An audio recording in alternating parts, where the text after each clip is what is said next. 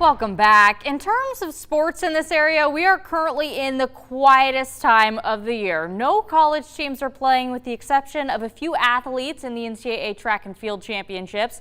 High school sports are over and professional sports news with local ties is few and far between. Add in the fact that the Indians don't even know who will be on their team yet, and there are some serious crickets. However, there are a lot of questions that face some of our top sports teams around Spokane as they prepare for the year ahead. We're delving into that today. We'll start with the fifth biggest question. Will we see any sort of change within the WSU men's basketball team down on the Palouse?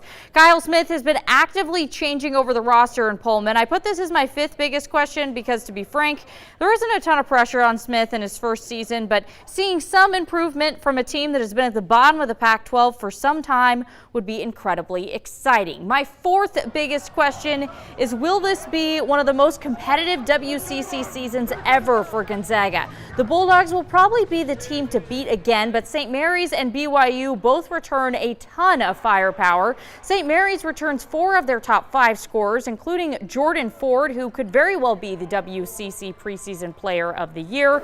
Another WCC preseason player of the year candidate may be Yoli Childs, who announced this week he was headed back to BYU after dabbling in the NBA draft waters.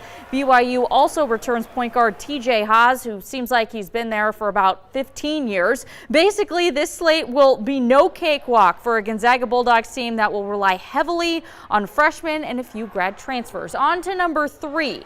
At the FCS championship game last year, there was a lot of talk that if Eric Barrier had been playing all season, he would have been a player of the year candidate. So can he live up to the potential some people think he has this season? Barrier has a unique combination of passing and running skills that could help him light up fields this fall. Only time will tell with this question, but I do think that if Barrier is going to put it all together and ascend to the next level, he needs to be a more vocal leader on his team.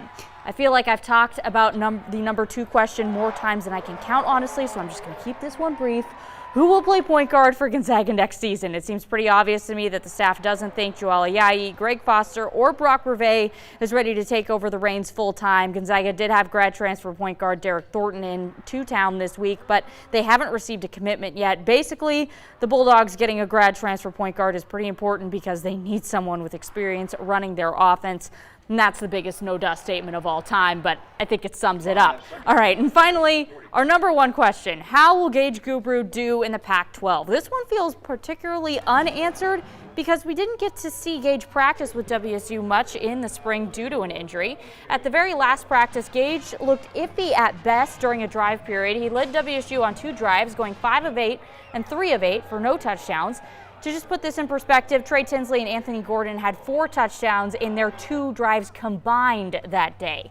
Still feels a little unfair to compare since Gage hasn't had as much time with the offense. Basically, we know Gage is a talented athlete, but if that will translate to the Pac-12 level is definitely still up for debate. Another big WSU question for me is, what in the world will Mike Leach go viral for this year? Right? Because, I mean, you never know. Last year, Halloween, Sure.